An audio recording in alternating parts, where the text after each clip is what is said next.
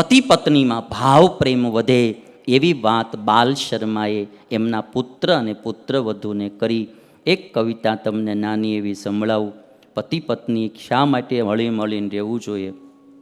કોઈ બહુ સરસ કીધું, ભલે ઝઘડીએ, ક્રોધ કરીએ, એકબીજા પર તૂટી પડીએ, પણ છેલ્લે એકબીજાને સાથ દેનાર તો આપણે બે જ હશું.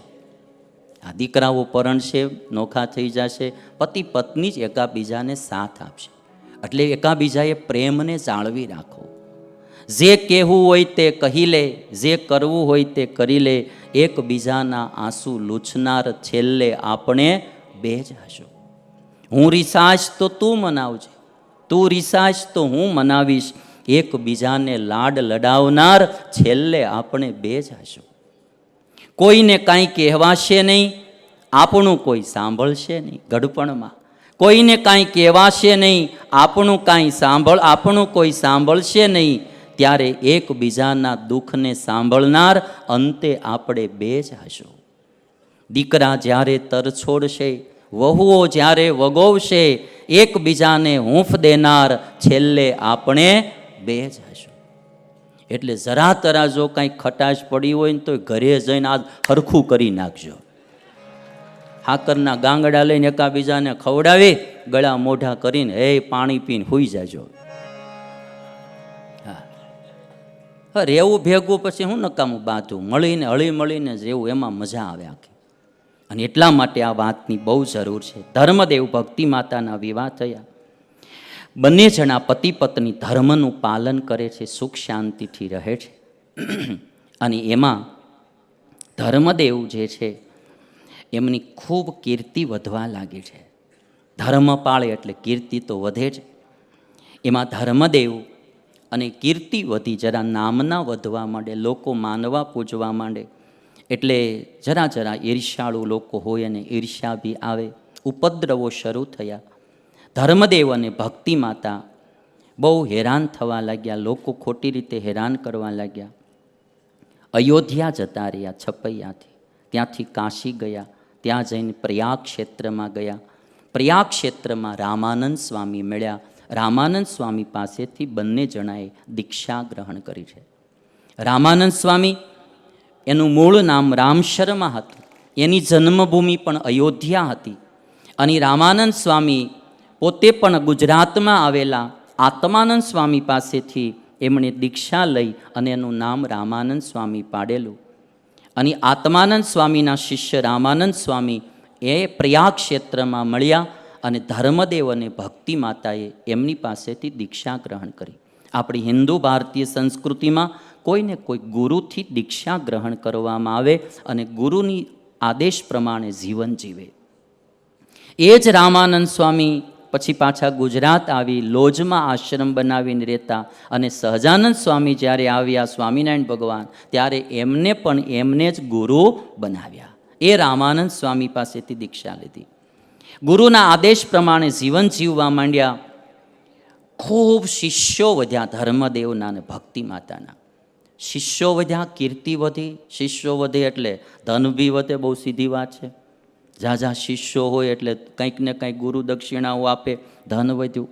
એટલે લોકોને ઈર્ષ્યા આવી, વળી પાછો ઉપદ્રવ શરૂ થયો. મારે તમારી એક વાત બહુ પાકી કરીને સમજી લેવી, આ લોકમાં તમારું કાંઈ પણ વધે એટલે ઈર્ષ્યાળુ માણસોય વધે વધે ને વધે. દુઃખી ન થાવ, ઓલો આમ કરે તેલો, બધાને આમ જ હોય. તમારે વાળવાળાને એમ હોય ને અમારે ટકાવાળાને એમ જ હોય. હા, એટલે એમાં દુઃખી થવું જ નહીં.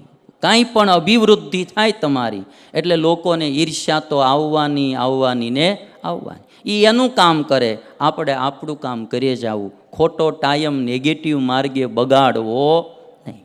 એ ઈર્ષ્યાને કારણે કંઈ પણ આપણને હેરાન કરે, દુઃખી કરે, આડા આવે, પગ આડા કરે, કંઈ પણ કરે, તો એમાં આપણે એવા ખોટે માર્ગે જવું નહીં. એ એને માર્ગે, આપણે આપણા માર્ગે. બહુ ઉપદ્રવ જ્યારે થવા માંડ્યો ત્યારે ધર્મદેવને ભક્તિ માતા એવું કીધું, ચોરી કરી લે બધી લોકો, લૂંટ કરી લે, ખાવા મળે નહીં, અનાજ મળે નહીં, એવી સ્થિતિ કરી દીધી. ભક્તિ માતા કે મારા પતિવ્રતાનો ધર્મ ગરીબીમાં પાળવો બહુ મુશ્કેલ થઈ પડે. ધર્મદેવે ત્યારે એમને ધીરજ આપી છે કે દેવી, સુખ અને દુઃખ તો આ દુનિયામાં બધાના જીવનમાં આવ્યા જ કરે, એમાં હરેરવું નહીં, ક્યારેય મોડું ન પડવું. દેવી, આ દુનિયામાં કોના જીવનમાં દુઃખ નથી આવ્યું? સુખ અને દુઃખ બધાના જીવનમાં આવે. સુખ ઓર દુઃખ મેં આનંદ રહેવે, હરદમ હરિગુણ ગાવે, સાધુ હો નર હમકો ભાવે. સુખ ઓર દુઃખ મેં આનંદ. મારે આ વાત એટલા માટે કહેવી છે કે આજે નાની નાની ઉંમરમાં લોકો આત્મહત્યાઓ કરવા માંડ્યા છે. સુખ અને દુઃખ તો આ દુનિયામાં આવ્યા છે એટલે આવવાનું જ તે. આ મારા માટે કથા કરું છું, તમારા માટે કરું છું. નાની નાની બાબતોમાં હરેરી ન જાવું, દુઃખી ન થઈ જાવું. હવે મારું શું થશે દુનિયામાં, હું કરીશ ને, જે મૂંઝાવાનું નહીં. માનવનો દેહ પડ્યો છે, જિંદગીમાં કોઈ દી આત્મહત્યા તો કરવી જ નહીં.